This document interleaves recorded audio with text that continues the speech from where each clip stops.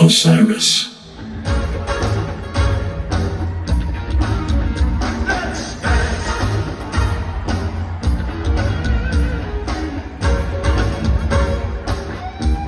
Hello, everybody, and welcome back to the Corner of Gray Street podcast. I'm Bruce. This is Nolan, my co-host, as always. Hello. And this week, we are joined yet again, third time on the pod, by Mr. Clint Wells. Welcome back, Clint. Thanks for having me. Always good to talk to you guys. Clint, yes. The trifecta. Double encore. The second three-time Three-peat appearance next to Mr. Matt Norlander. But Clint's Wow. here to share mostly his experience at Innings Fest. He had a really cool day or so there. Have yourself a day there, bud, at Innings Fest himself and with DMB. So we'll get into that. But we wanted also to bring him on for a little Vegas talk. We are into 2024 now. DMB has played their first shows of 2024. Vegas, Innings Fest out in Arizona. And we're here really to break it all down. So, gentlemen, let's go through these first couple shows. Let's get our reactions. Let's talk about what happened. Let's talk about kind of, the overall fan reaction as well as our reactions. And then we'll get into Clint's special day. Nolan, why don't you read us the set list from night one over there in Viva Las Vegas? That would be my pleasure. DMB at Dolby Live at MGM March 1st, Friday night of last week. And they get things started with Virginia in the Rain. And I'm just going to run through all of it. Old Dirt Hill, Madman's Eyes, Looking for a Vein, Satellite into Will It Go Round in Circles, Spaceman, Last Stop into Immigrant Song Partial, Lover Lay Down, Straight Shot, Let's Dance, Gray Street, The Space Between, Jimmy Thing into Cheap Sunglasses, Gravedigger, YM, Warehouse Closer, and an encore of Pretty Bird, Dancing Nancy's. So that's Vegas. Big time show, first show of 2024 for the band, and mixed reviews, I believe, is the consensus among the fan base. Although the band sounded great, some up and down moments. I think there was a lot of good sprinkled in, and let's just kind of dive in. Slow start, Virginia in the Rain, Old Dirt Hill. They kind of eased into it, guys. What do we think?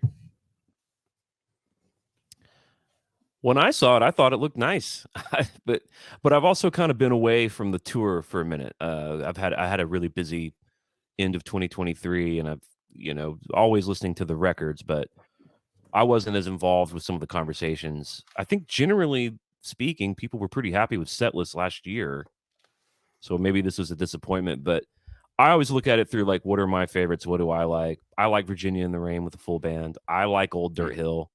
Looking for a Vein's one of my favorites. I'm kind of a satellite nerd. Spaceman would have been interesting because that's such a weird song.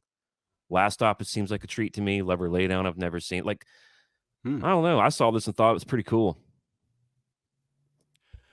Nice. That's a cool perspective. I always like to hear, what others think, people that aren't necessarily completely jaded for every reason and online looking at That's every the big single difference, set really. list over. What's that?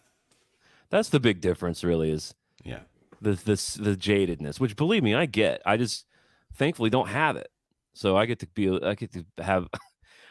less bummed. That's really what it is. If you take a little break, you're a little less bummed. It's nice. Yeah. Yeah. I mean, I would agree. That is being not jaded is a blessing. So that is awesome. I mean, I kind of saw the opening. I mean, when I saw the opening song was Virginia in the Rain, it was just like, what? Why? Like, what? People are keyed up in Vegas, right? Like, they're ready to roll, ready to party. And then Old Dirt Hill right after that. You've got, like you said, Looking for a Vein and Satellite early on. Spaceman also early on. Now, while songs that we may enjoy, when all of those are in the first 7 songs, I don't know about that. And then you're throwing in Madman's Eyes, awesome, great song, extremely, extremely. I don't know if overplayed is, but it played at almost every show, right? It's going to get it at Yeah. every stop still. And we're probably looking at that this year. And then a cover, Will It Go Round in Circles, first time played by DMB. So just there's not one bust out, right? There's no super like rarities, I guess, unless you say the cover is. But yeah, kind of just like an interesting opening run that I can definitely see both sides of it. People that really enjoy those songs, and then people that may seem like, oh, that was snooze fest, maybe a little sleepy, especially in Vegas and for the kickoff of the 2024 year. It's not really like, hey, we're busting that door down. We're here to kick some ass per se. But anywho, let's talk about the cover. The first one, Will It Go Round in Circles, coming directly out of Satellite. Last played really by Dave and Friends, really only played by them. And just kind of interesting that they decided to segue out of that. Nolan or Clint, have y'all heard it yet? Did y'all take a listen at all? And what are your thoughts, just maybe of the song in general? Well, they did it. They did the same thing the next night at my show, so I got to see what it was. And I didn't really know. I didn't know it from the Dave and Friends stuff, so I was sort of just burning it down, like not knowing what it was. It was nice. It felt more like a little vignette. It didn't feel like a full thing to me. But I wasn't familiar with it, and we'll get to my show, but there's kind of a lot going on in my thing. So I don't know. Nolan, did you hear it? What did you think? I did not have a chance to hear the DMB version yet, but I do remember the Dave and Friends one well. I feel like that was right around when I became like a super fan. So I was like pretty keyed in on that Dave and Friends tour. Um, and I thought, I didn't really know the song before that tour. Um, Song history, Billy Preston song, and Dave and Friends first played at 12/12/03. So 21 years later, and it's coming back. I think that it was played last in '06, but I think it's a good song. Love Billy Preston, and you know, I think it suits Dave's voice. I feel like, you know, there's not a cover song they could play that I think sounds sounds bad because of Dave and how unique they sound. Kind of like Goose, they could be the two best cover bands on the planet if they wanted to do that. I don't think they will, but they could be. Didn't Yeah, Lily White say that Fish was? yeah, he said Fish, but eh, eh. I was waiting for your reaction. Yeah, I thought it sounded pretty good. I mean, it was a great segue. It was very interesting. They chose to do that both times that they played it. So they obviously rehearsed, and something was in someone's ear that, hey, if we're going to play this song, it's either going to come out of Satellite or someone just did it out of Satellite messing around, and they were like, well, that's cool. But somebody did something. I don't know, but it was super interesting that they did that. Would love to know It was on the process. set. Yeah, Satellite into circles. exactly. They had planned the hell out of that. Dave was waiting for it. You could tell he was waiting for Tim to do his din in, and they were going in. And Buddy sings on it, sounded great. So yeah, it was cool. Will be interesting to see if they keep that going over in Europe, or if they bring it back to the States in the summer, or if it's kind of a one or two off sort of thing. I bet it sticks around. And then right after Spaceman, so Spaceman, cool. I'm sure it was great. It always sounds good. I really think that it's a good song off of Big Whiskey. You get the last stop here, kind of boy. mid early set. 2 shows in a row, honestly. When you go back to MSG of November last year. So how about that? And they chose to not play the full song again. And they chose to do that same interesting outro that they did at MSG, Immigrant Song. So obviously Zeppelin song, but it's a partial, whatever you want to call it, a very small portion of the song. And Nolan, Clint, your thoughts on the last stop into Immigrant Song outro? Clint, take it away.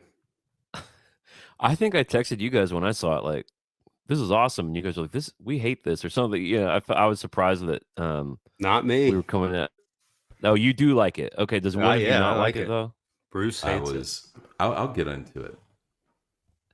I mean, again, for me, like just knowing what it's like as a band, that song's in the same key, and so I'm sure someone had the idea.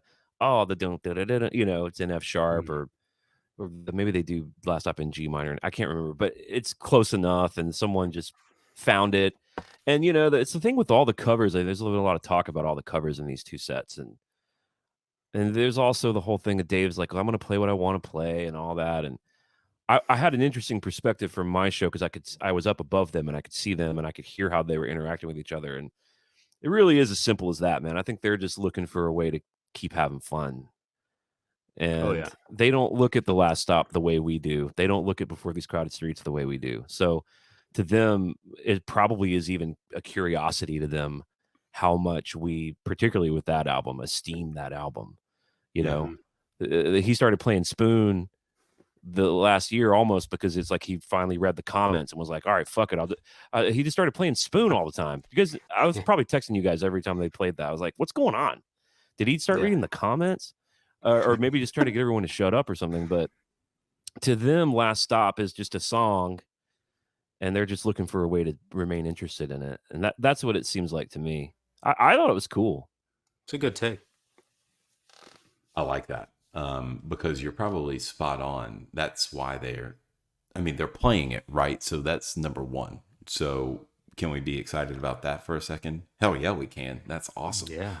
They never play that damn song, and it's frustrating to me because I don't.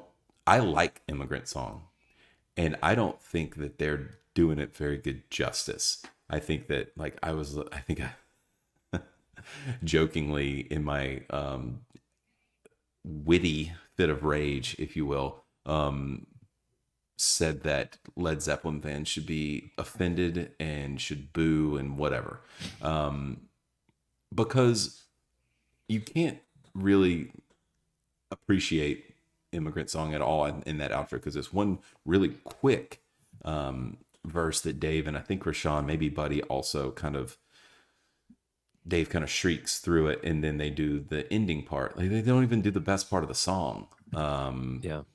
And somebody, please, Dave or someone, needs to hit us with a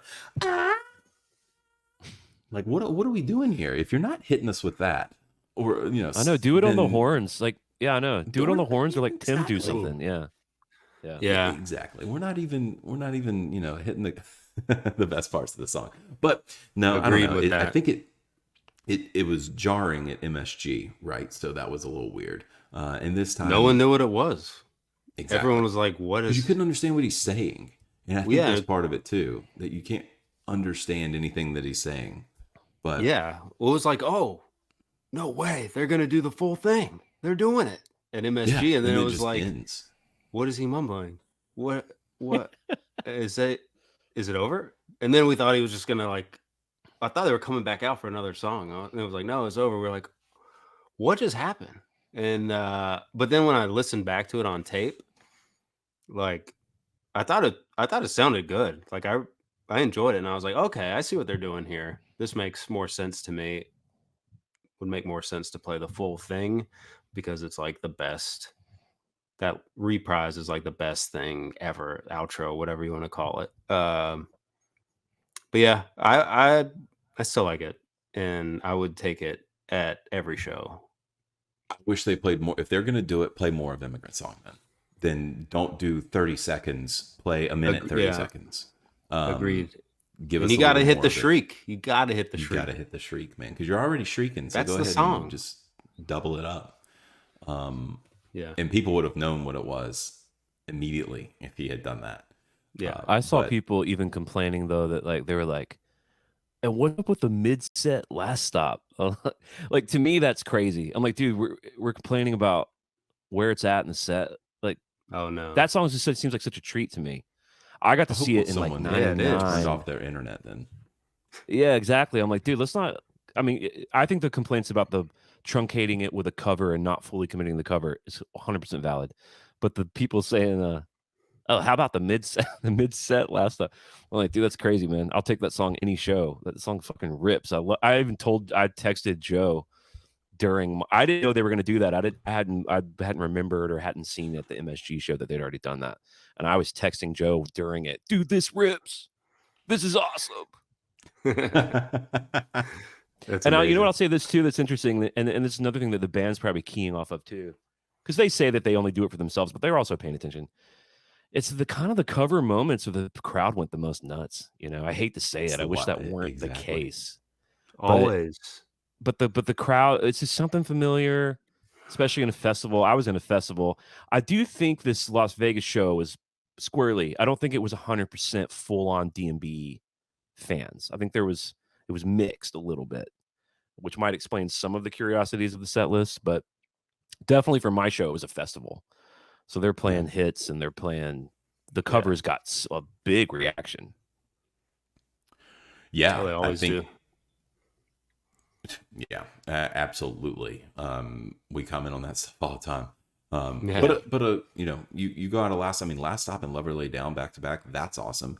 Don't have any Yeah. comment on Straight Shot. Did not hear this one. You know, it's an okay song. We'll see how it translates this year. And then you get the next first time played DMB cover, Let's Dance. And I think that we, you know, Clint just said big fan reaction. This one may have been one of the ones that had the biggest reaction of both shows. I would imagine most people knew exactly what was going on here. And, you know, again, like I said, first time played by DMB. I have heard this one on several different videos. Nolan has heard it as well. Clint, you got to see it live. So now we've got some real opinions here. What did y'all think of Let's Dance? Well, I'll have to recuse myself because I was coming into the backstage area while they were like mid last dance, Let's Dance. So I missed Oh, 41 and Let's Dance. So okay. Well, I get off wasn't the able. mic. I was still You were backstage. That's enough. exactly Mute his mic. Nolan. sorry. Unreal. Uh, I I thought it was a great choice for a cover. I would have gone nuts for this one too. Yeah, saw the video of it, and I thought Dave was dialed in. Maybe had like one flub or something with Buddy where they were like laughing at each other, like, "Oh shit, we sang it at the wrong part."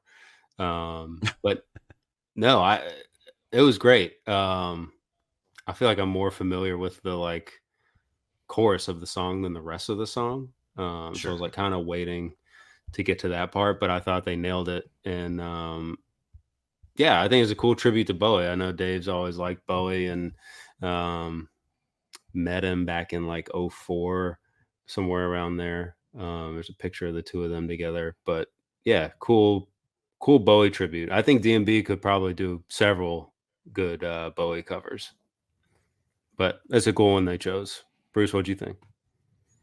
Yeah. I mean, I thought it sounded great. They did you know, and like you said, another one of those, hey, we're a great cover band if we wanted to just be one. You know, they'd be just fantastic. They did it justice. It sounded awesome. You know, we saw that Stefan's band, Fonz's Secret Stash and Yukon Cornelius have played it a couple other times. That's the only really times that, you know, in the DMB universe that they've touched on that.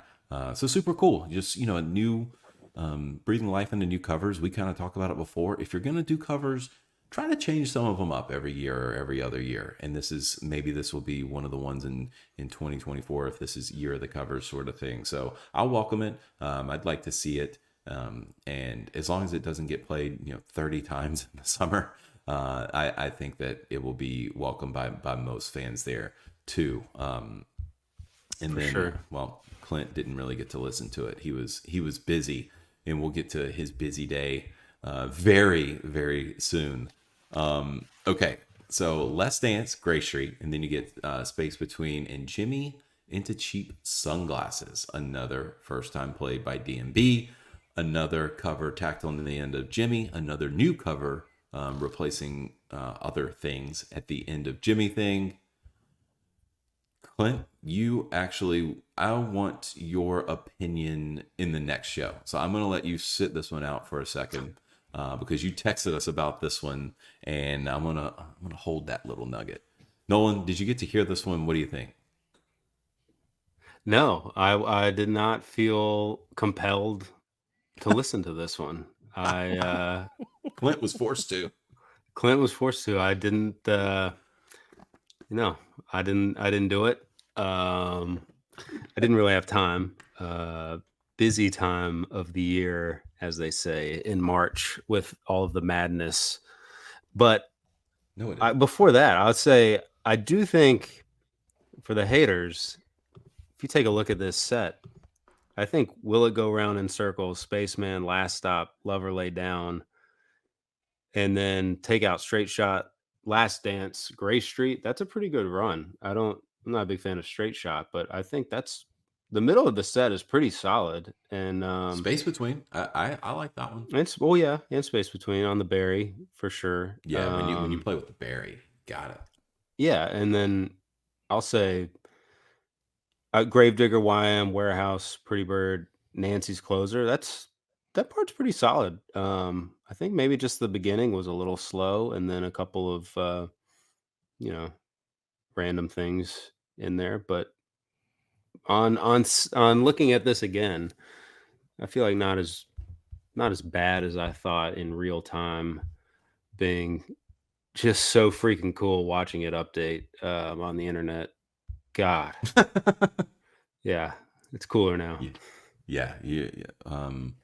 I don't think I had DMB covering ZZ Top on my 2024 calendar there, but there we go. Bingo card hit, I guess.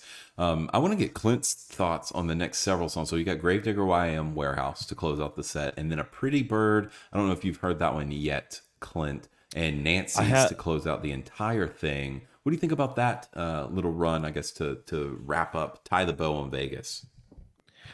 I mean, the Warehouse Nancy sings classic DMB. Warehouse is top 10 for me. I haven't heard Pretty Bird yet. I know it's the for the film, but I haven't been able to hear it. I don't know. I have no complaints. It's interesting to split them up that way, like to end the regular set with Warehouse, then do the encore one kind of mellow guide, then do Nancy's. I thought that was interesting, Kind of like that. but I love yeah, that. it's cool. Yeah, it is cool. And of note, first Nancy's played in the encore of a DMB show since September 8th, 2021, and the first time by the full band in the encore since September 12th, 2015. So, When was the Yeah, last that time Spaceman was played? They played it some last year. yeah. Did they? Okay. hmm That seems like a rare one. I know they play Madman's Eyes at every show now. Well, They played and to be fair, Spaceman night to be one fair, of Clint, they MSG only in played November. it. They played it like 3 or 4 times since 2015 before July of last year. So it had almost been like 8 full years basically since it had seen any sort of regular play. So that does not surprise me. Well, like a big that anyone liberation, would right? think Like that. like a 10-year liberation, you can understand like someone brings it up in a rehearsal or Hmm. but it's the ones that get played, yeah, like 4 times in 6 years. How does that end up on a set list? It just seems like the path to that ending up on an actual set list seems even stranger than a bigger liberation. Like he's just in the mood to play Spaceman. That just seems weird. It's so weird. I'd love to know. I always feel like there's just sometimes Dave is combing through an old set list of a show or, the song list, and he just sees it and he's just like, yeah.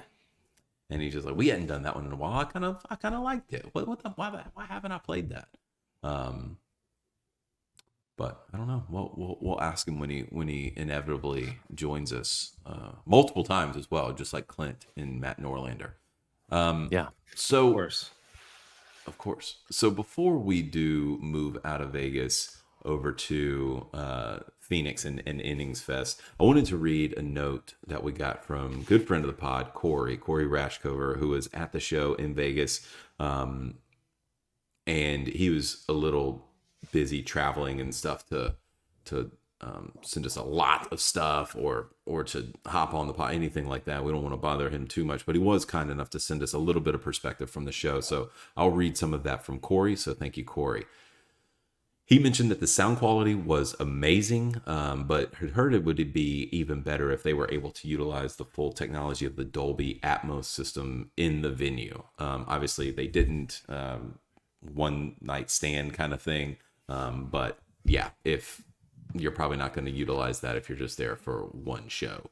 But he was also at the 2020 show, Oh, and absolutely love that. I mean, I bet we posted some stuff from 2020 that was likely from Corey, videos or photos, things of that nature, great that made show. it look like we were probably there.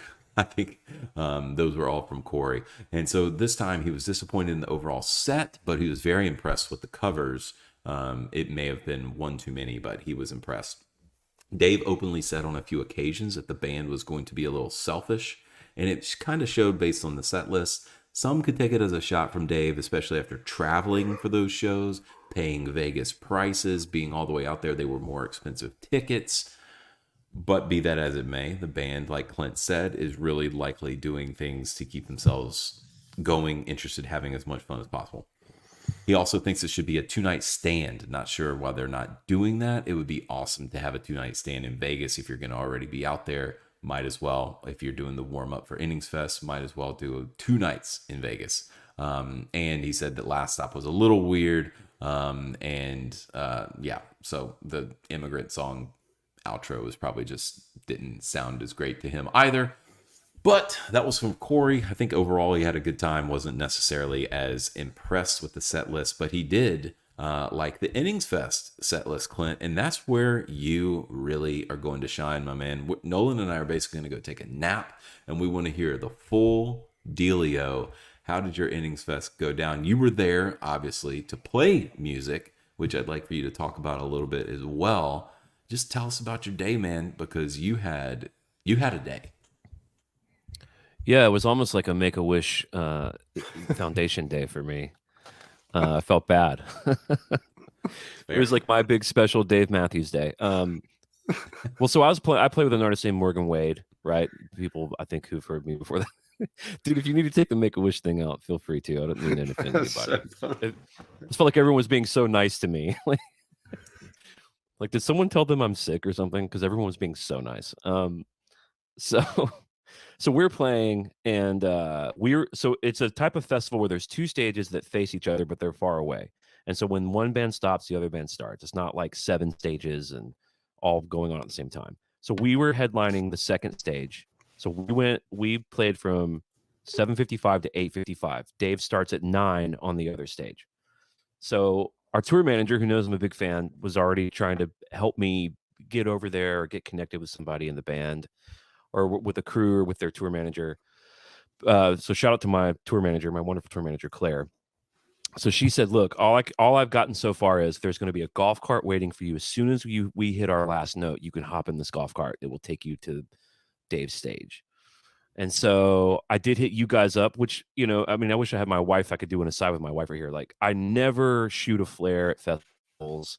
I don't care about celebrities. My boss is kind of a celebrity, and there's always famous people around our shit, and I don't care. I want to get on my bus and watch basketball. That's all I care about. But with Dave, it's obviously different, right? Like, I've only seen him 5 times in my whole life, and 3 of those 5 times were in 1998 and 1999. So if I'm on an opportunity where I'm like playing this festival with Dave, I really just want to try to see what's going on. So you guys were very helpful and generous, and try to make it clear to my friends. And when you're trying to do these kind of things, like, look, I don't want to bug anybody, or I'm not trying to get an autograph or anything. What I really wanted to do mostly was just see the show and try to just get as close as I could to just catch the show. And I'm in catering, which we share. When you do these festivals, you share catering with all the bands. And so our friends with Sheryl Crow's band are coming in, and in comes Joe Lawler. Joe Lawler and I start talking and hanging out, and he's super sweet. And I, of course, have heard all about him from y'all's podcast. And so he's like, well, I can get you on stage. There's like you guys have probably seen this, like on the stage in the wings, there's like a balcony. And he's like, I can probably get you up there. But in the meantime, he was like, hey, walk with me to the stage. He mentioned that Craig, Dave's guitar tech, was a fan of Morgan's and wanted to talk to me about Dave's rock bridge guitars, which I played that cool, but really inside I was like, that's crazy. Of course, he's like, if you have any time, if you wouldn't mind talking to Craig. I'm like, dude, I'll talk to Craig for 10 hours about the tuning of the squirm guitar or whatever. Dude, like, I'll talk to Craig. So Joe takes me on stage, and it was really cool, man. He was just showing me his world, and if you guys can imagine, I had a lot of questions, and I look forward to the corner of Gray Street behind the scenes expose one day, because I know you guys are going to crush that. But he showed me, he showed me some stuff. Showed me how they record everything for live tracks. They basically have entire recording rig where they're multi-track. Everything that's being played is getting recorded, and he told me about how the people that archive all that stuff are so passionate, and because one of my questions is like, who combs through all this, and he talked about how the people that are responsible for that are like really passionate about that product, and when they make those selections, and just it's like, wow, it's such a big job, and it was awesome. He was telling me all about his days in his rock band in DC, and how he met Carter, and just really kind of letting me into his world, which was really cool, because our sound check had happened from like 10 to 11, and then this was around lunchtime, and they're all trying to get a bite to eat, but they're working, they're putting this show on, and Noah Kahan played before him, and there's 3 or 4 bands before Dave, so they're trying to just do their job. I was very sensitive to like, dude, I don't want to take up too much of your time asking you nerdy questions about live tracks, like, but dude, he could not have been more generous. And so he took me over to Craig. So I'm in Dave's guitar world, and Craig's already got everything out. Like, there's 2 vaults full of Dave's guitars, and right over there are all Timmy's guitars, and he's got Dave's amps in these little ISO boxes for when he plays like Samurai Cop and Shake Me Like a Monkey. And he was so cool, man. Like, I had briefly met Craig at the Pilgrimage Festival 2 years ago, when I came on y'all's show for the first time. Craig's the guy who, like, I asked him if I could take a picture of the guitars. I didn't introduce myself or anything. I said, dude, do you mind if I take a picture? And he was super cool. Well, so I'm talking to Craig, and he's like, oh yeah, when Joe told me you were going to be hanging around the stage today, he's like, I got excited because I'm a Morgan Wade fan. He had come to see us play in Charlottesville like 2 years ago, some small club. And I was like, dude, and he was like, yeah. I was like, dude, you should have said hi. I'm a huge Dave Matthews fan. He's like, oh, I didn't want to, he was like a fan. He was just like, I was just a nerd out there, trying to buy the t-shirt and the vinyl. So that, of course, was a trip for me. And there was a time, so Morgan has a new record coming out that I produced. It's coming out in a couple months. When we made half of that record on the road. And there was a time when we were in Virginia, and I reached out to you guys because I wanted to do some recording at the Haunted Hollow Studios. And you guys got me connected with someone that could help with the studio, but it wasn't, they were touring or something, and the person who runs the studio was like with the band touring. So I talked to Craig about that, because he's in the studio a lot when they're off the road. And he's like, oh man, it's such a cool studio. And he got me hooked up with Jeff Thomas, who runs the studio. And he's like, dude, this is Jeff. You guys should definitely do more recordings there. And this is all a big trip for me, as I'm sure you guys can imagine. Like, I was prepared to ask my 100,000 questions about Dave, and he's asking me questions about what we're up to, This is such a sweet guy. And he had told me that he wanted to get Morgan playing one of these rock bridge guitars, that Dave plays. These really cool guitars, and Dave's really close with the guy that makes them. And I was like, dude, awesome. And it was just so weird to hear him talking about, he's like, yeah, so I asked Dave, if we could get Morgan one of your guitars.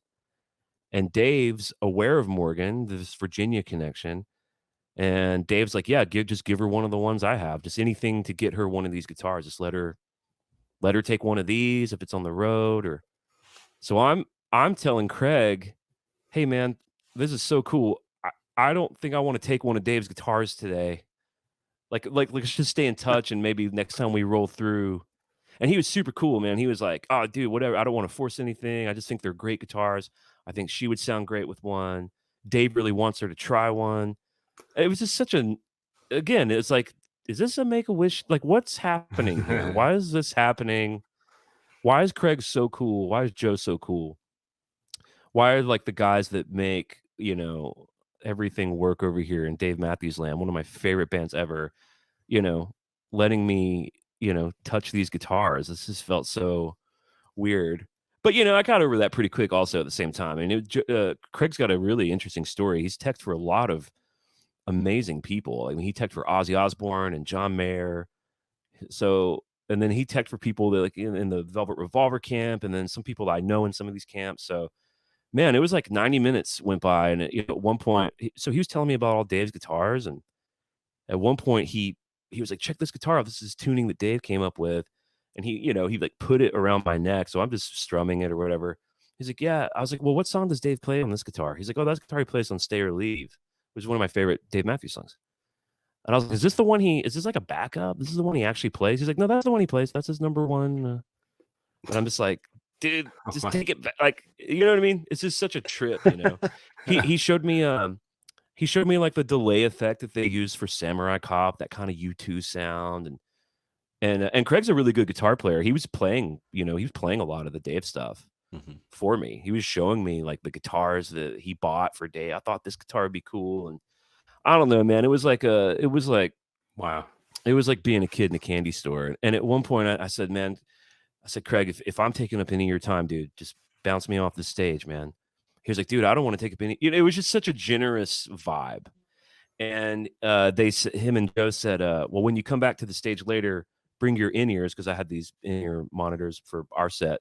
And he said, "We'll give you a monitor pack, and you can listen to Dave's in-ear mix, so you can hear what Dave hears." And we all know that Dave has this little lapel where he can talk to Carter and talk to the band, and they're always doing a lot of laughing and joke telling. And I was like, "Man, is that cool? Do you think Dave would be bummed?" And they're like, "No, it's all good." The vibe was just very cool. And I will say, Craig had a lot of really nice things to say about working for Dave and in that camp. Like, I wasn't doing the like, "What's Dave like? Is he cool?" But just asking him in general about like what his work's like. And I got to say, like the good vibes coming from the crew were awesome, and that just says a lot about them. Like Hmm. they definitely weren't just letting anybody get back there. Like some of my friendships with you guys or some of my tour manager had helped, and I was vetted to a certain point. But once that happened, and they knew that I was not going to be crazy, they just really opened all the doors up to conversation and questions, and were very cool. And so we went to our show, and of course everyone's knows that I'm almost more excited about going to see Dave than even our show. Our show went great. All our fans were awesome. I get on a golf cart, so I missed 41, and as I'm pulling up, they're doing Let's Dance. So it's me and our bass player Johnny Sword. And I get escorted up to that area, and Joe he got an ear pack for me and Johnny, our bass player. And dude, I put those things in, and they fired up. They started crashing into me, and we were just looking. Well, we heard the banter before they started crashing into me, and we were just looking at each other like, "Oh man, this is going to be the most fun show ever!" Like, we were just giddy. We were just laughing, just because I don't know. That's kind of a whirlwind couple of hours for us to play our own thing and get thrown over there, and then suddenly we're hearing them goof off at a high level. I mean, by the time they started, everyone at the festival was at their stage. I mean, it was huge crowd, and we were right above Jeff and Rashawn, like right above them. Just could see everything. Could see how they interact with each other. I mean, could see Greg tuning guitars. I could look down the staircase and see Joe, with his headphones on. He does like, audio, the monitors for them. It just was a trip to be that close to all of it. So that's kind of the setting of the show. Incredible. I'd still that's just amazing. want to know how far you would have gotten walking across the festival grounds carrying one of Dave's guitars. Just do. No, I swear I'm supposed to have this. It was given to me. The one that he wanted Morgan to have, or to borrow, he was basically saying, "Look, these are great guitars that we use, and I think it'd be cool if Morgan checked one out." Obviously it'd be cool if Morgan was playing one, when we Mhm. played Kimmel or whatever. And you know, the one he picked, Morgan likes these big, she has these big Gibsons. And Craig said, when I saw you guys at the Jefferson Theater in Charlottesville, she was playing this big J200. So he pulled out one of Dave's guitars that looks like a J200. Jumbo. It was the jumbo purple Rock Bridge. And and it had all the pick scrape marks because it's Dave's number one guy. And then he's like, yeah, so this is the one I was thinking about that Morgan would like. I'm like, dude, I've seen that guitar a million times. Like that, yeah, I know that guitar, you know. Wow. And you know, it's really common in that capacity to have duplicates, you know, to have backups. So for every guitar you see Dave play, he's got another one just like it in the vault in case that one goes down or it pops a string. You know, he's got 2 or 3 of those baritone, Jerry Jones baritones. He's got 2 of those Strats that he plays, Shape Me Like a Monkey. 2 of those little, I can't remember the brand name, but the guitar that he plays for Squirm and Shotgun. He's got 2 or 3 of the Les Paul Jr. that he plays for Samurai Cop. So they're just like, dude, Craig runs a tight ship. Like, it's flawless. It's prepared for anything. If anything goes wrong, Dave would never know. So, you know, when it comes to that Rock Bridge, he showed me the one Dave plays, you know, and he's like, yeah, we've got like 2 or 3 out here that are just, you know, redundant. So I don't know. He's like, I didn't know if she was around or if y'all's bus were here, we could throw it at you. And it's like, that, you know, I'm just walking through the crowd playing Satellite. No big deal. Look at me. Dude, we had, oh, go ahead. I think that was it. I don't know if I had anything else to add about that. Okay. I was going to say we had Brian Calhoun of Rockbridge on the podcast, and he, you know, he talked a lot about he would just demo guitars for people like all the time. That's kind of how he would get guitars in people's hands and let them test it out. And I think it was Warren Haynes. He said he gave him like 3 guitars that he had for like a year. He was like, I wonder if he's going to actually buy any of these or when I'll get them back. And then he bought a ton of them. But yeah, it seems like, I mean, one, Brian Calhoun is the man, and Rockbridge guitars are like some of the best. So we got to make that happen. For sure. No, they're great guitars. I mean, we mostly play Gibson, but you know, it's such a cool opportunity that it's like, you know, if they want to, and we roll through Charlottesville a lot, and Morgan's from Virginia, so the really fun thing about not only like my DMB day was like really connecting with Joe and Craig, and particularly Craig, and just knowing that, you know, like we've texted each other since the show, like we've just been texting about other stuff. So just building that relationship feels really cool. Like another Virginia piece of the puzzle for us. We go through there all the time. So just knowing that next time we play Charlottesville, he can come be our guest, you know, like to be able to show him some love. And, you know, he said his girlfriend's a big fan. And so bring him and his girlfriend, you know, on our bus or backstage. And if he wants to bring a guitar or 2, and it's just such a cool thing, man. It's like a big full circle thing for this little Alabama kid that, you know, that idolized this band so much, you know, never dream of being friends with the people that work with them and being able to see the show like that and have them also just be so cool. Cause it's not always like that, you know? Yeah, that's true. Well, next, you know, the fact that you everybody got always talks about how kind and generous and happy seemingly everyone is and surrounding the band and the band member. Like, it's just, it seems like when people say that it's a family, it seems like it actually really is. And that, you know, when you have every single person that says like the same thing, it's like they're probably not BSing us, you know? It really is like that. Yeah, it's awesome. It's really top down. It really all kind of comes from the top. I've been in so many different kinds of organizations, and it really starts there. And the word family was used, you know, in how people feel over there. So, and it didn't feel like bullshit, you know. It didn't feel like, well, let's tell the overexcited guitar player for the other band a lot of nice stories today. It was just like they just let us into their world, you know, and just told us the truth about it. And you could see it, and everyone worked hard too, you know. And I wonder if the interesting layout of these set lists as we kind of get into the set list of the Phoenix gig, I wonder if it has to do with these 2 shows I think felt, and I want to just be clear, neither Craig nor Joe said this to me, my feeling was these two shows. Is there like a break and then Europe, or are there more shows happening before Yeah, Europe? Europe in a month. And there's nothing else until Yeah. Europe. That's Yep. correct. So okay, It's exactly so a month in between. so I can just tell you, and I'm not speaking for them. I'm speaking for me. I just want to be clear about that. These two shows probably felt to them like not unimportant shows, but there's no rhythm, there's no flow.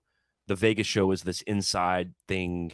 The Innings Festival was obviously a festival. That's different than a tour. I think maybe the with strange flow of these set lists could be reduced to just these shows. They probably felt like, look, let's knock these two out. Let's maybe have some fun or do something maybe a little different, but let's just get these under our belt, be home with our families before we go to Europe. That would be my guess.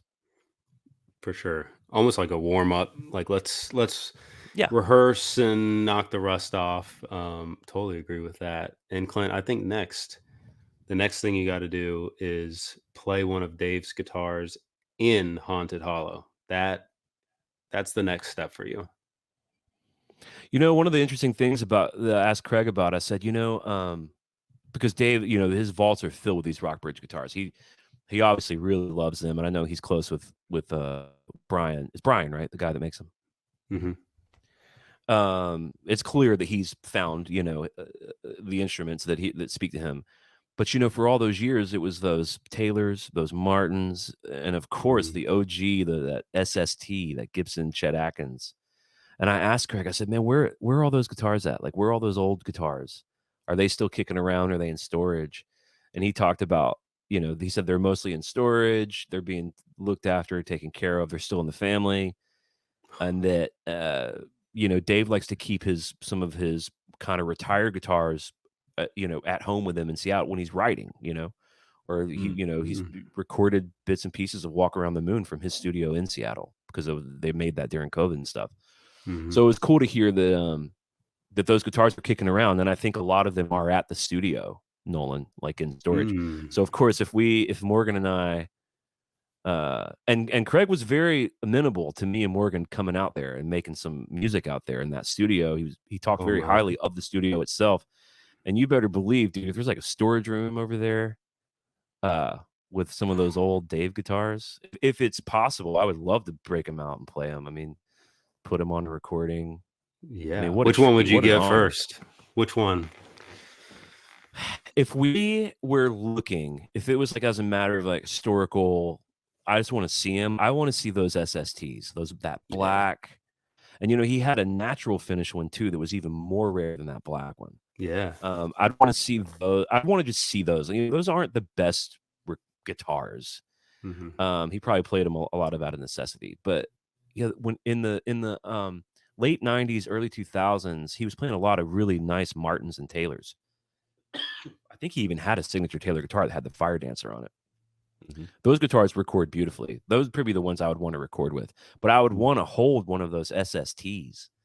Because, back in the pajama pant bottoms, would you say on Saturday Night Live, early days when that shit was just, no one had ever heard anything like it.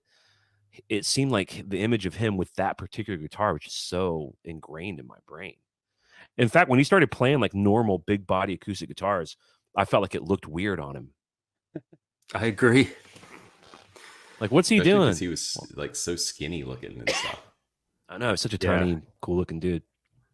Yeah, I always picture him with the Chet and the Taylor. Yeah. And then now but now it's like, it looks more normal after he's probably been with Rockbridge for 10 years at this point. I can just but so cool to know that those guitars are just pushing on laying the walls, around, like looking for a trap door or something. Like, is this where the storage is? Yeah, no, I'm just kind of hanging out and falling through finally the trap door to all the guitars. Yeah, totally. Well, just knowing like the Lily White sessions were born there, and there's such an interesting history for anyone who really loves these records. It'd be like going to, the studio where they made Before These Crowded Streets is where Metallica made Load and Reload in Sausalito, the plant. It'd be like going there and just being like, wow, like these records that I've listened to thousands of times were made here. I mean, those Lily White Sessions records were so huge. That time was so huge for me. So, but they talk about it a little more clinically. I mean, it's just a functioning they think the studio is cool and it's got really good gear and it's like it's like a legitimate commercial studio. So the idea of getting artists that are doing good work in there to actually keep to them it's not just a museum of Dave Matthews. It's an Right. actual space where you can create art that's viable and cool and you want people in there. So for me it would be just hitting two birds with one stone. I hope you get to do it. We can't wait to hear about it as well. It'll be instead of a Dave and Carter sessions, it'll be a Morgan and Clint sessions coming out of Haunted Hollow, and we'll put it. I'm out gonna on try the to get her to warehouse. put I'm gonna get her to put Monkey Man on a record finally. There you go. It'll be like Riley Walker and do the cover of Yeah. Lily White Yeah. Sessions from Haunted Hollow Studios. I love it. Yeah, Okay, there man. has to be a little bit of show talk at this point because Clint, we were texting during the show and Yeah. you were giving us some takes. So we need them now live on the pod. Like this is what you are great at besides music. And giving us the insight here. So I'll run down through the set list real quick. Obviously, you had mentioned the first couple songs and you had missed 41 opener. That sucks for you, but be that as it Yeah. may. Let's Dance. Then you had Crash Into Me, which is a rarity these days. Crazy. That is a Travis Mockery. So Much to Say Bridge. Too Much. Madman's Eyes. Don't Drink the Water. Satellite Into Will It Go Round in Circles. Gray Street. Jimmy Thing into Cheap Sunglasses. Jimmy Thing with a guest. We will talk about that in a moment. You and Me. The Last Stop into Immigrant Song. Partial. Funny the Way It Is into Ants Marching. All right. Clint, you started right around Crash Into Me there. Talk about that Crash Crash So Much. Anyone seen the bridge? Too Much Run. I mean, full Crash album situation going on when you show up. Yeah, pretty cool. And I don't think they played anything from Crash on that before. I think I should actually just go ahead and say it because I should just become this guy on y'all show. I would take Dream Girl over Crash Into Me. I would take Angel over Crash Into Me. I for some reason, I came up in a time. I know that's crazy. It's so weird. And you guys have more than anyone in my life have made me rethink that take. Like, what's going on with that take? Because it just doesn't work. I think I came up in a time where when in 96, I was 13 and we were little rock and roll album deep cut kids. And I think we were skeptical of singles. I think we were always like, we thought deep cuts were the best and they still are. But we were sort of like, we don't like What Would You Say? That's the commercial MTV thing. What about, pay for what you get, dude? Crash Into Me. How come 41's not a single? Why don't people want to hear, whatever? Like, I don't know what it is, but yeah, I would honestly on paper take, Smooth Rider over Crash Into Me. But having said that, I was up there with Dave's in-ear mix, so I'm hearing, an in-ear mix is not the best way to like hear a show if you really just want to hear the show. You're hearing, it was a lot of Dave's guitar, a lot of Dave's vocal, which is normal. Anyone's in-ear mix is going to mainly feature whatever they're doing. What was most interesting was hearing the interplay between the band between the songs. But the thing that really also helped me appreciate Crash Into Me is I was up there also listening through my boy Johnny Sword's ears because he's a Dave fan from afar. He's not nerds like you and I and most of your audience. He's just sort of a fan and likes him and thinks he's great. And he couldn't believe we were doing this either. So when he started Crash Into Me, of course, I look over at Johnny and he's lit up like a Christmas tree because he knows that song. Everyone knows that. Everyone loves that song. And I'm, of course, just listening to like all the nuances of Dave's microphone because it's hot, He didn't sound bad at all, but it's not a super flattering way for a guest to listen. Does that make sense? Like, it's not what you would put through, it's not something that's for sale. It's not a product. It's their working tools. You know what I mean? So, but I'm fascinated by it. And I know what a killer he is. I'm not worried about any of that. I'm more just like excited to peek behind the curtain. And, I'm watching the crowd react to it. I mean, I loved it. I really loved it. I'm kind of a homer, dude. I loved every second of the show. There were even the head scratching moments. I was like vacillating between why are they playing this? And then almost crying because I don't get to see him that much, and I was right above him, dude. Like, so if I got bored with everyone looks at Dave. Everyone's focused on Dave. It's any band's front man. That's what's going to happen. But then I could just watch Jeff and Rashawn and watch how they're interacting. And oh, I heard Tim come in. Let me look over at Tim. Like, and then I could even I could see my buddy Craig. I waved at Craig. I could see Craig because me and Craig were texting during the show. And I'm like, there's Craig, working his butt off and making this whole thing happen. And no one even knows how hard these people work, to get this stuff going. And it was just really surreal. And so up in this VIP area, there's a rail, and there weren't many people there, maybe 10, maybe 15. And because we came in late, we weren't like on the rail. So we're kind of standing just behind two people, these two sweet ladies. And this one girl who, she must have been 16. I tapped her on the shoulder and I pulled one of my ears out and I said, "Hey, would it bum you out if I got on the rail to squeezed in here? I don't want to bum you out." I'm being like really courteous. She was looking at me like she'd never talked to a human being before in her life. She looked at me like a zombie. And I was like, maybe she doesn't hear me. And I said, "Hey, I don't want to bum you out. Can you scooch a little bit? I'd like to squeeze in on this rail, but I don't want to bum you out. I just want to make sure everything's cool." And she goes, she pointed at Dave and goes, "I don't even know who this is. I'm here for Noah Khan." I don't And even dude, know who this is. I was so mortified by her. I was so bummed that I'm like, oh my God. And I'm wasting my time being super nice. Like, hey, if it would please you, if it wouldn't bum you out too much, would you mind if? And she's like, "I don't even know who this is." I'm like, dude, I hate you. I hate your guts. Get out. Get out of Noah here. Khan was finished. I didn't say that, of course. I didn't say any of that. She scooted over and then I got on the rail. And everyone up there was nice and having a good time, okay? But no one up there cared about what was happening as much as me. And that I felt kind of bummed about that. Yeah. I'm like looking around, like, especially when you get to like Last Stop and stuff. I'm like, dude, they're playing Last Stop. This is crazy. Everyone's just nodding and smiling, not singing, not understanding what's happening, only really having a good time when they play Cheap Sunglasses. And they're like, "What's going on up here, man?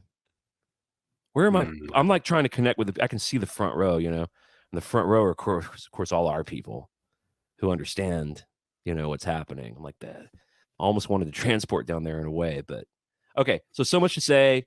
I'm a big fan of that song, even though it's a big hit. Contradict everything I said earlier about being skeptical of hits. Big hit, won a Grammy. I love every second of it. It's my most common. I sound check with D&B all the time. That's the most common one I sound check with. Anyone seen The Bridge? It was fun watching Stefan dance around. I feel like he's gotten really theatrical about that moment. Too much, cool. Johnny recognized it. It was a hit. Madman's Eyes, probably third favorite song on the new album. I know they play it a lot, but I liked it. Mm-hmm. And it kind of works into Don't Drink the Water too. It's two dark songs. Yeah. I should mention too. So the Dave and Carter thing, the talking in between. It's not a lot. It's not a lot of it's a lot of goofy noises and a lot of it's not like, "Hey, look at that guy on the front row. That guy looks weird," or I saved 10% on my car. It's like not a lot of meaty conversation, but it is a lot of like vibe check. And especially like at the end of Don't Drink the Water, they ended it very big as they do. And, Carter is a big morale ringleader in that band. It's a lot of him praising, "That was awesome. Dude, that ending was amazing. And buddy, you nailed that." And, some of it too would be Dave saying, "We ready to start? Who starts this one?" And Carter would get like a tempo going, and then Dave would kind of lock into he'd be making like rhythmic noises with his mouth, locking into a tempo before they started a song. I just thought that was fascinating. Like them just getting into a rhythm. There's no click track. There's no fanfare like that. It really is just like a breathable, real band up there, which is rare at that level. Pretty rare. People would be surprised at how rare that is. But just, it's a lot of positive. I mean, they'll come over and shake each other's hands and fist bump. Dave making a bunch of weird sounds, being goofy, keeping it light. Someone once, Bob Schneider once told me about Dave, because he toured with Dave when they toured on Under Table and Dreaming. And he said Dave's the kind of guy that wants everybody to have a good time. And Dave told Bob that when he was a bartender, he always poured everyone's drinks a little stronger because he wanted everyone to have a good time. That was what was important to Dave. Not to get people drunk, so that make sure everyone's having a good time. And that's what his vibe is on stage. Because dude, look at these songs are sad, scary, dark songs.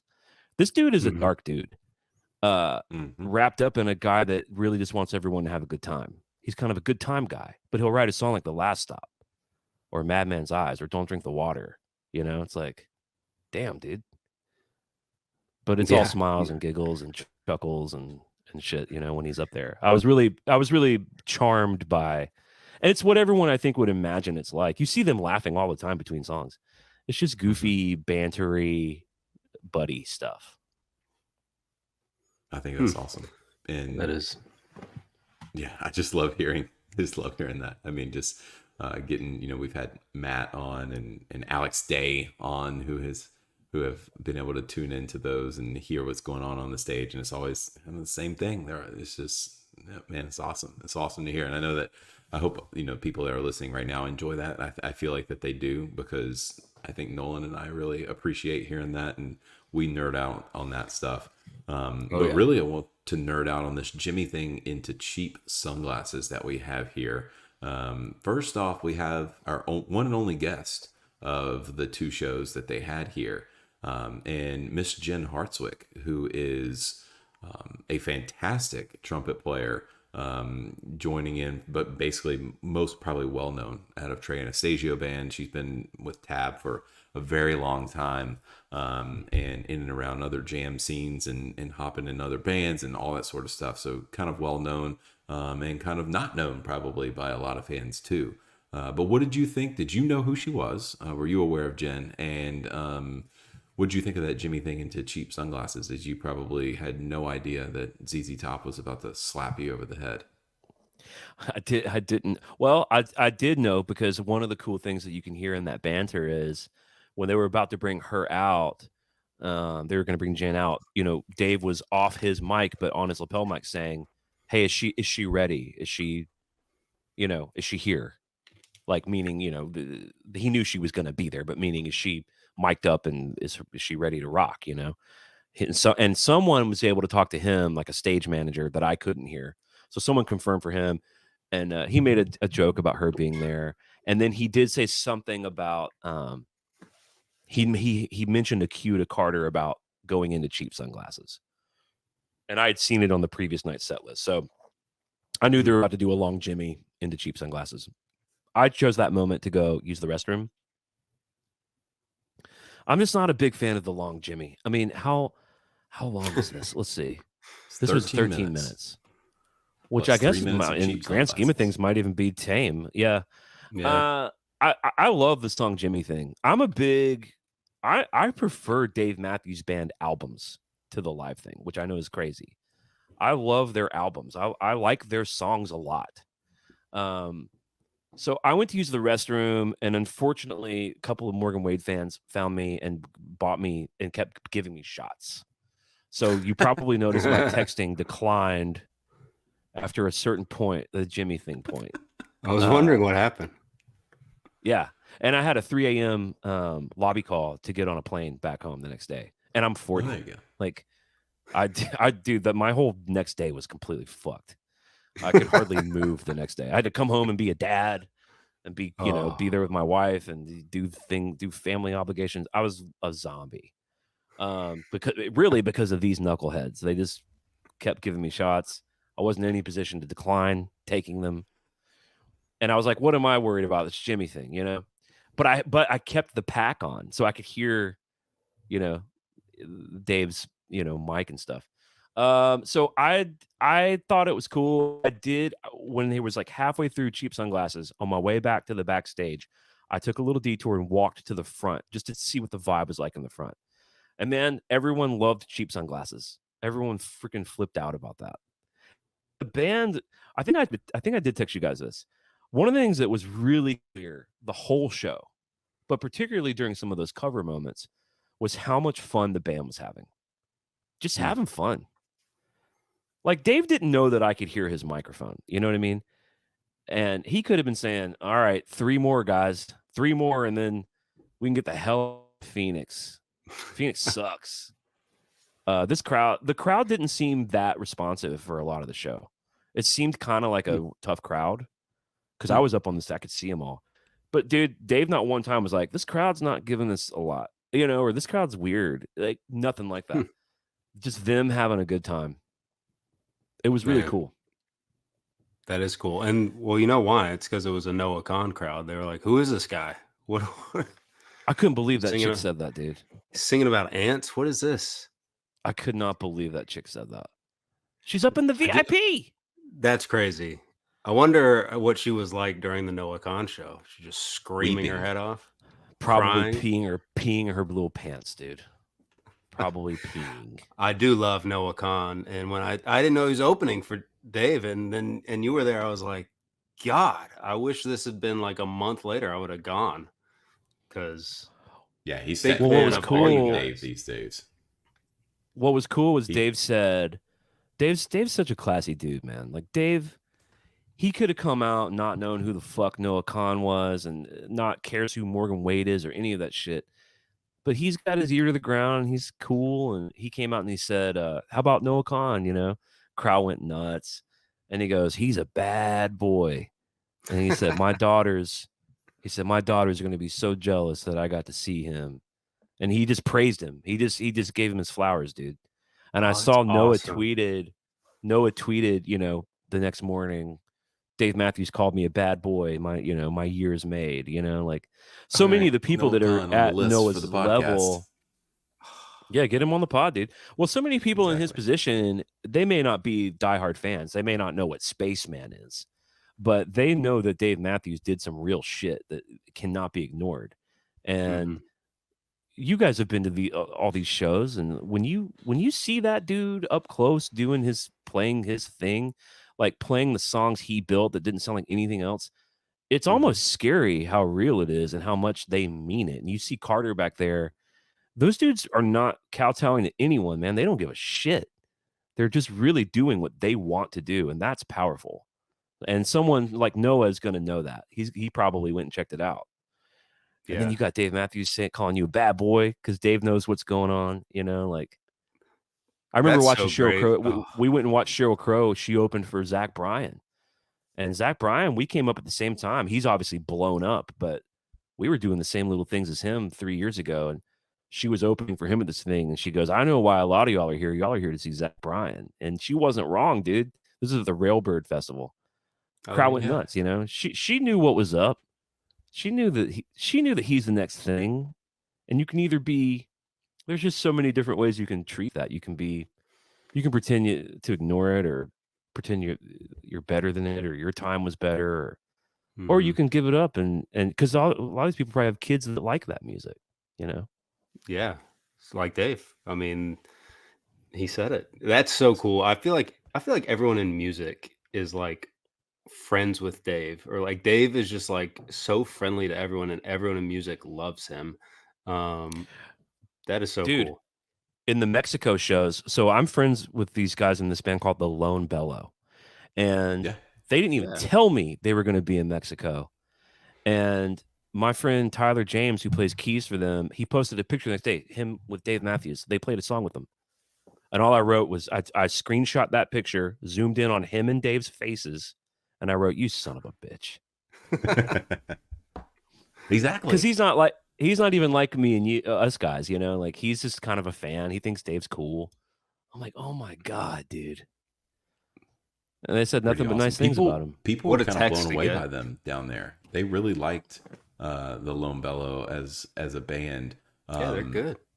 and they had one song that they kind of all guested on, and then the girl was on another song. Her name is escaping me, but she sang on a song with Dave too. So yeah, that's dude, that's awesome. These are so awesome. But yeah, Noah Khan, come on the pod. You're welcome at any time. We can talk about what a bad boy I guess you are, and He what is. it feels like Hey, for Dave to call you that. If he's I've looking been waiting to. for the missing fan that he lost, who ended up in the Dave Matthews VIP with me, I know of her whereabouts. I know where she is. She said, "I don't even know who he is." You ever know? You ever know? You ever know a Khan? Khan. I have to say, I want to plug him some more because his album Stick Season from last year is like one of my all-time favorites. It is so good. I've been listening to it a ton, and he did a really cool thing where he remixed like half of the album with big name artists, and he just like finished it up. But if he does that for the next album, we got to make Dave happen. Dave and Morgan. Yeah. Let's make it happen. There you go. Sounds good. Yeah. Yeah. All right. Is that what he did? Is that the thing he did with Post Malone? Yes. Yeah. Post Malone, Okay. Brandy Carlisle, Gregory Alan Isakov, Casey Musgraves. Maybe get Justin Vernon with him too. I think that would be really good. Yeah. So, and then he collabed with Zach Bryan on his LP last year. So great stuff all around. Dudes. Yeah, great stuff, songwriters. All of them. So Clint, since you began to kind of fade away at the end of the show because of some chuckleheads that were giving you shots and things, did you really get to kind of appreciate Last Stop? Were you kind of freaking out what was going on there? I did. So I was backed by You and Me, and I'm not really a big You and Me fan. It might even be my least favorite song on Big Whiskey. Okay. You know what I did though once, because this is kind of the power of Dave in my life. I would tell you guys that I'm just not really a fan of that song, but I did play that song for my wife. Like I thought my wife should hear that song. I loved the sentiment. It just shows that even the songs that I don't gravitate towards, I still obviously think they're good songs that I wanted to share with somebody that I just love the idea of when the kids are grown, are we still going to have this thing? Like that's something my wife my daughter's about to turn 10, and so we got 10 more years as parents in the way that we're parents now before we come up for air and go, hey, do we still like each other? Do we still want to hang out and travel? And we do, we check in, and that song made me think of it. So anyway, so I saw You and Me. It made me think of my wife, so I forgave them for playing it. Last Stop, I was jazzed, dude. I mean, I'm a Before These Crowded Streets freak. It's my favorite Dave album, probably top 5 album of all time. I literally love every second of the album. So they're playing, even though they play Don't Drink the Water super fast now, I was jamming hard to Don't Drink the Water, dude. So yeah, Last Stop, I was like, here's another sad thing. I come back from the long potty break, and Johnny Sword, who was our bass player, my buddy that I was there with, he had split.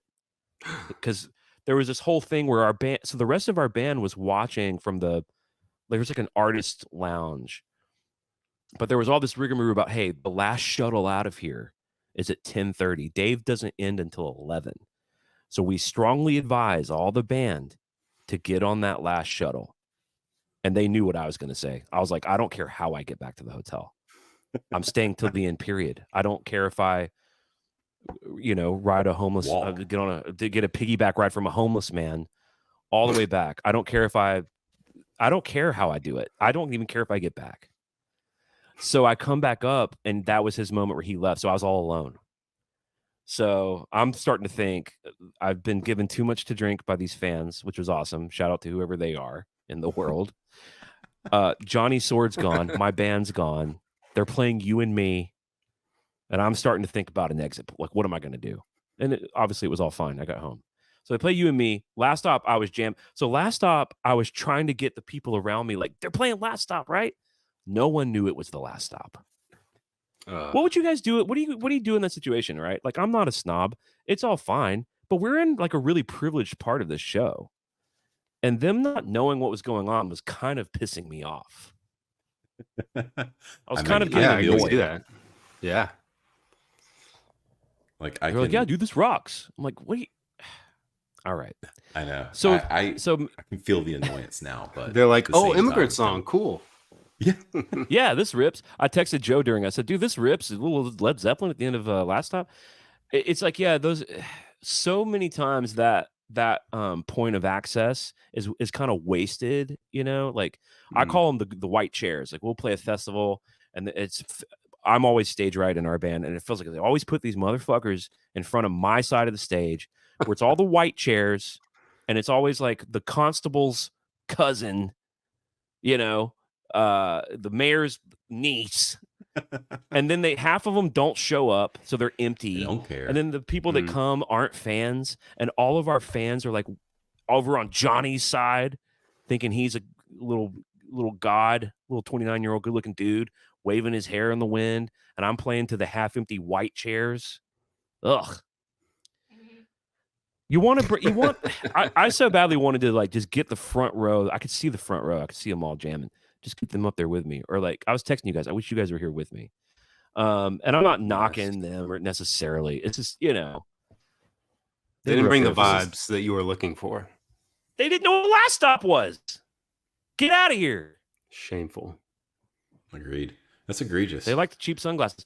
So anyway, I liked all that. Funny the Way It Is. That's not really one of my favorites either, but it was cool. I love that lyric. And then before they started Funny the Way It Is, Dave mentioned to Carter, hey, we're going to go into Ants. So I knew that Ants was coming. I knew that was probably it. And then they played a 12-minute version of Ants. And Ants probably isn't on my, you know, my fantasy set list either. But total barn burner. I will say that at least the people around me were singing that. And I stared into the eyes of this other drunk guy. We did the rap together. Yes. We nailed the rap together. He won a little bit of credit in my book. Candyman Tending the Thoughts of a Sweet Tooth Tortured by Weight Loss. He was with me on that. Thank God. I love it. Yeah. You were not Didn't know alone. what the last stop was. I guess he checked out after Under the Table and Dreaming. But he got the Candyman rap with me. Thank God. And that's how it ended. And then I barely got back to the hotel. But I was on cloud 9. I could hardly sleep. It was amazing. It was like such a and I'm so grateful to have you guys in my life, because this is something I can't text my wife about at midnight. Like it's I'm just glad I was able to share it with you guys. I don't have many people to do that with. And I don't get that excited about music in that way anymore. You know, it's like, it's what I do for my job, and I'm constantly on planes and always around this shit. But Dave's one of these few bands, man, that just take me right back to being 12, being 13, you know, seeing those videos on TV, putting the CD in, having it take me away. That's why we all still go back, you know. I don't know how many new fans he's making. I think we all just keep coming back. And part of complaining about the set list is because we love it so much. So I give everyone over at Ants Marching Forum a break. And when they say, how about a mid-set last stop? What a stinker. What? I do. What? I do appreciate, you know, obviously knowing you as well, obviously. But when you were in, I think you and Morgan were doing maybe the acoustic thing over in Europe. And you mentioned texting us at midnight and stuff. And I think you did hit us up a couple times, like midnight or so East Coast time, maybe 1 a.m. And you were like, I don't, like, you guys probably aren't awake or whatever. And it just happens to be like Nolan and I both stay up late a lot. And we're both just like, no, that's cool. Pretty cool set right now, huh? Yeah. Like, dude, they played Spoon. Can you believe it? Yeah. Yeah, what's going on with the Spoon playing? It was magical. I finally got it. Well, my was big glorious. Thing, my big thing when I do the acoustic tour too is I always sound check with Dave Matthews, and I always ask the local audio guys about Dave Matthews, almost as a joke. But when we did Europe, we played these. Morgan has a lot of fans over there. I don't know what's going on, but we were playing these bigger theaters where Dave plays when he goes over there. So some of these guys are like, "Oh yeah, Dave. When Dave comes here, he plays here," and they're talking about what a treat it is because they're a little bit smaller venues for Dave. You know, the 5,000, 3 to 5,000. What an intimate thing it is, and how lucky they feel to see them. You know, because they think it's all like, which it is. It's like MSG and the Gorge, and you know, to see these smaller gigs must be so cool. It's probably worth going over there to try to catch some of those shows. That would be really fun. So cool. Luckily, the venue that we have here in Jacksonville that DMB will be playing is 5,000. is a Oh, smaller awesome. venue, so that'll be Very cool. they do 2 nights there. It's like attached to the back of the Jaguar Stadium, very close to where you were, Clint. To where I mean, just right across the street there, basically. But That since you're was coming so down here fun, by the way. for yeah, yeah, What was that that? What was was that? So that's when we were playing with Stapleton. Where yeah, was that? What venue was that? that was ViStar, the big kind of stadium thing. So the indoor arena, ViStar Veterans Memorial Oh, Arena or that's where we whatever, where they went have to see like Dave. yeah, that's right. We Yeah, saw yeah. Dave there. DMB played. I think they played in like 15 and then 19 there. Um, With and Susan. yeah, you were in there with Staples and rocking out, dude. Yeah, we went to the little bar down the street. That was fun. Yeah, I mean, oh, if there are any Stapleton lovers, I ejected on the show after like the second or third Stapleton song, went on the bus with Clint. We hung out and then went to the bar that's next door, the rundown place that it was crowded. It was packed. And that was a ton of fun. So next, I know that you're coming into town with Morgan for maybe acoustic shows. I think you mentioned in the Ponte Vedra Beach area. You probably won't really have time to hang out and go hit any bars. Y'all are kind of show here, show here, show here, show here, show here, all right in a row. But one thing that I will ask is for obviously Morgan to be playing a rock bridge, and then the second thing is for you to somehow, some way tease a DMB song that night during the show. Dude, you got it. I might get fired for it, but I'll do it. Worth it. Just when you're ripping a solo, just play, like da da da da da, little 41 riff or something like that. She's like, "Why did you really- start playing Satellite during Wilder Days? What's going on? It's not even the same key." I'm like, "Well, I told my friend Bruce I would do it." I'm doing this for my podcast friends, okay? Oh my God. Back off, Morgan. It's for my pod friends. I think when he introduced, She said us from to the Morgan, he stage. said like these are my internet friends or something like Yeah. that. And she just We stared met at us like- online. yeah, I was like, Clint. Oh my God. We met online. Yeah. I was like, well, I'm not cool at all now. I'm literally the biggest loser in the world to her. Oh, that's Not so that funny. it matters, but Dude, she wishes she had It was- online friends, dude. it was so funny. She doesn't have online friends. But yeah, anyways, okay, so you made it out of there, alive. Have you looked at their touring schedule at all this year to potentially look at like, man, I might can make this? Is there another DMB show in your near future that you know of yet? No, unfortunately, because they're doing the summer tour, and then right during that time, June, July, we're on tour with Alanis Morissette, basically doing the same venues but just different times. So Yeah. if there's a way for me to do it, I will. But I will probably be living vicariously through your podcast as I usually do, pulling for everybody at Deer Creek and Saratoga Performing Arts Center, all the big shows that everyone looks forward to, and hoping for the Yeah. best. I think the European set list, they're doing 2 nights at Royal Albert Hall. That looks so awesome. I'll be doing what everyone does, following along, hoping for the best. I don't know. I have a dream of doing the Gorge weekend with you guys. Just have a helicopter Oh, man. dropping me off. I parachute in. I've been recused of all of my fatherly and husbandly duties. I can just drink beer and watch Dave Matthews with you guys. So maybe Yes. maybe in August, we'll see, late August, we'll see what's going on. Because Yeah. are you guys going to Yeah, do the Gorge gigs? Not this year. Are Not our this two year. Danielles listening at this point, an hour and 20 minutes into this episode? Because if you are, did you hear what Clint said? One day, that's his dream, is for all of us to be relieved of fatherly duties, husbandly duties, and be at the Gorge, all three of us Yeah, it's together. happening. Yeah. It will happen. It will be amazing. That is so perfect. Clint, before we get you out of here, I want you to pimp some of your Morgan Wade stuff here. You've got a busy 2024 already scheduled. So tell people kind of what to be looking for, where they can find you guys, what shows y'all will be doing. You've got a nice little mix of electric and acoustic shows here, and how people can go buy those freaking tickets and pay for your kids' college one day. Pay for me to go to the Gorge one day, please. Okay, sorry. Again, I want More to be importantly, coptered in. There's a helipad somewhere over in the Gorge. Just copter me in. Yeah, There is. We so saw a after helicopter. after this, flying to LA, we do a gig in Hawaii. We're going to be in Australia for 10 days. I don't know where we're playing or what we're doing. I don't know how to promote that.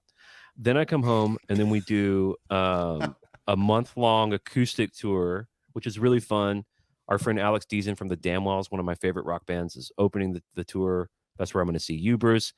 Then we are doing festivals and stuff, but then we're doing 2 months with Alanis Morissette in arenas and amphitheaters. That's where I'm going to see you, Nolan. If anyone wants to come out to those gigs and if anyone wants to hit me up, I'm on all the socials. Actually, I'm not on all the socials. I'm actually on 2 of them, Instagram and Twitter, Clint Wells. I'm always looking for Dave Matthews Buddies to talk to if you guys want to come to a Morgan Wade show. And then after the summer, we're doing our own headlining shows until November. So it's yet another year that I probably won't see my daughter, and but at least I'll be out there making music. So, and following along at home with all the Dave Matthews shenanigans, lurking on the forums, never making a comment ever. Why would I do that? But definitely reading them all. Oh man, dude, that is a busy year. Pumped to see you in June though. That is a big month. Got DMB, Goose, Alanis, Morgan Wade, Clint. It's gonna be big. Can't wait to meet you in person so we can be real friends and not just internet friends. You're doing the Raleigh show on the June 14th? June 14th, and then you guys are June 27th. Wow. Okay. Yep. Same venue. Yeah. It's like 25 minutes down the road from me. Yeah. Wow. Okay. Yeah, man. Yeah. Well, I appreciate you guys. We may be doing a podcast show in Raleigh. We may be there together. You never know. We just have to make sure the stars align. Right now they're kind of over here and scattered, but they're moving. Things are moving. So what we really need to do is the 3 of us need to get together and throw Under the Table and Dreaming on the boombox and shoot hoops. Yeah. I mean, if you want to get real 90s, let's do it. I'm in. We'll all wear jerseys. You can go. You wear Luca. I'll wear the Derek Lively jersey. Bruce and a headband. Are you Kyrie? Are you gonna be Kyrie in that scenario? No, thank you. Wow. No. I just had a pair of Kyries that I bought show up at my doorstep today. Wow. Which ones? I'm bought in. The fly traps. I got the bread fly traps, dude. I don't care what he thinks about the planet. Yeah. He's just a nice basketball player. I don't give a fuck what he really thinks. He's a nice basketball player. He's pretty fun to watch. He is always been He's fun to watch, he's a beautiful basketball player. Great handles. Some of the best ever. We'll have to get a basketball Gray Street pod on the 4th time, I guess, that Clint comes on, and we'll do. Dude, tell Matt Norlander to suck it, dude, because we both have the 3-peat, but I'm coming in for the 4th real soon. Tell him he better get on it, We'll dude. cut that up and send it to him. Yeah, done and done. He'll be getting that in about 15 minutes. Time to step up, Matt. Oh man. Okay, so Clint gave us your socials and where to find you and Morgan, correct? You've hit all of that. We are way further along into this than I thought, but you know what? When we have fun, we go long, and it just is what it is. We can't stop talking to this guy. We'll probably be texting with him tomorrow. You just never know. Well, he'll be on so many planes these next couple of days. We'll talk to you in a week. But hopefully it'll be good stuff. You'll have a great trip out there. You'll have a ton of fun, I'm sure. And yeah, we can't wait to see you pretty soon on the road. Thanks for hopping on. Glad you had an incredible experience. We're jealous, but if there could be anybody that had that experience, we'd want it to be you. So that was awesome. And thank you to the DMB crew and everything, and thank you to you, man. Appreciate you coming on. I appreciate you guys. Long live Corner of Gray Street. I love it. All right. Thank you everybody for listening. Thanks for jumping in yet again. You know where to follow us. And by the way, If you love Clint, which we know you do, leave us a good review. 5 stars, please. Ratings and reviews on Apple Podcasts, anywhere else that you can rate. And this is all for Clint. Make sure that you let him know too. But we love you guys. We love Clint, and we'll see all of you next time on the corner of Gray Street. Bye.